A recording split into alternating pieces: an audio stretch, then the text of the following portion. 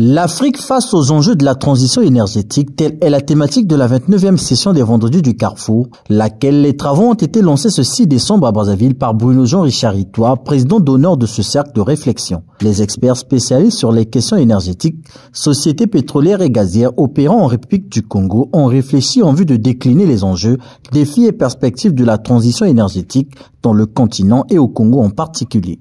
Cette réflexion, nous voulons la qualifier de réflexion stratégique.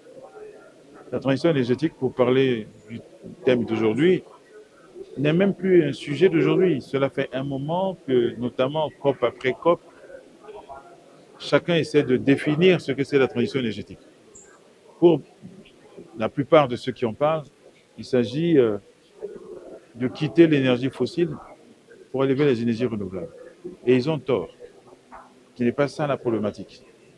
Il s'agit de quitter les énergies qui émettent des gaz à effet de serre, qui émettent du carbone, qui détruisent l'atmosphère, quelle qu'elle soit, vers des énergies plus propres, décarbonées. Si le fossile devient décarboné, pourquoi l'éliminer? En revanche, si l'hydrogène est carboné, alors il faut revoir comment il est fait notamment. Et donc, nous essayons de ramener la réflexion dans les vraies problématiques qui ne devraient pas opposer une partie du monde avec une autre, une catégorie d'humains avec une autre, mais qui est un sujet qui nous concerne tous. Pour lutter contre les changements climatiques, la transition énergétique est un processus de transformation essentiel pour réduire les émissions carbone à travers notamment le passage des énergies fossiles aux énergies renouvelables, l'amélioration de l'efficacité énergétique ou la réduction des besoins en énergie en transformant les modes de consommation. La transition énergétique, le sujet est porté par l'Organisation des pays producteurs de pétrole africains qui va bientôt mettre en action la Banque africaine de l'énergie. Le premier défi qui est celui du financement, nous avons pris les dessus très tôt, déjà depuis 2022, en partenariat avec Afreximbank pour créer la Banque africaine de l'énergie. Donc cette banque-là, qui va justement permettre, je veux dire, à l'industrie pétrolière et gazière en Afrique de pouvoir donc survivre. Parce qu'aujourd'hui, on ne va pas se leurrer la face, nos financiers traditionnels, qui étaient les compagnies pétrolières internationales, les grandes banques, sont en train de nous fuir. Tout ça au nom de la transition énergétique. Utopie? Non. Aujourd'hui, nous sommes bien avancés dans la création de cette banque. Le siège est là. Les pays ont commencé à contribuer au capital, qui est de 5 milliards, à peu près 3 milliards 100 millions, disons 3100 millions de francs CFA. Et aujourd'hui, nous comptons démarrer la banque avant la fin du premier trimestre 2025. Au fil des années, les Vendredis du Carrefour deviennent un espace de partage d'expériences entre les États, selon les organisateurs, et cette session n'a pas dérogé à la règle. Des pays comme le Sénégal, la RDC, ont mis en avant des stratégies visant à accélérer la transition énergétique sur le continent, une démarche qui s'accompagne de nombreux défis. Cependant, pour concrétiser cette transition énergétique, nous devons surmonter des obstacles tels que les infrastructures énergétiques inadéquates, le financement insuffisant et la gestion des ressources naturelles. Enfin, nous devons adapter l'Afrique aux défis posés par les changements climatiques. L'Afrique est déjà confrontée à des phénomènes météorologiques extrêmes. La transition énergétique en Afrique est un défi complexe, mais également une opportunité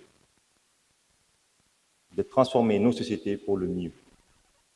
En travaillant ensemble, en partageant nos connaissances et en prenant des mesures concrètes, nous pouvons créer un avenir énergique, durable et inclusif pour tous les Africains. Je suis confiant que ce forum va jeter les bases pour relever les défis auxquels l'Afrique fait face pour répondre aux enjeux de la transition énergétique. L'Afrique dispose d'énormes ressources capables de lui régénérer de l'énergie sans passer par la pollution de notre environnement, ni de nos rivières, et j'en passe. Pour votre gouverneur, la ville-province de Kinshasa, qui a une superficie de 9 965 km², dispose d'une population de plus ou moins 17 millions d'habitants et a une potentialité écologique sans pareil. Actuellement, la ville de Kinshasa produit 12 000 tonnes de déchets par jour. Ressources transformables en énergie. Pour assurer une transition énergétique juste, il est essentiel d'établir une coopération étroite et efficace entre les États en prenant en compte l'ensemble des ressources disponibles et en mettant en place des mécanismes de financement adaptés. Et nous, en Afrique, la transition énergétique doit être juste et équitable. Il ne faut pas qu'elle conduise à renforcer le fossé qu'il y a entre les uns et les autres. Il ne faut pas qu'elle conduise à marginaliser encore plus ceux qui le sont déjà. Et l'Afrique, il y a 600 millions d'Africains qui n'ont pas accès à l'énergie. Sous quelque forme que ce soit, ça n'est pas acceptable au XXIe siècle. Et donc pour nous... La 29e session du Carrefour a permis aux participants d'échanger autour de plusieurs sujets transversaux, notamment la place des entreprises dans la transition énergétique, l'état des lieux de la production et de la distribution d'énergie, les objectifs et les stratégies de mise en œuvre, les sources d'énergie renouvelable, les initiatives et projets en cours, ainsi que les réalités liées au financement de la transition énergétique.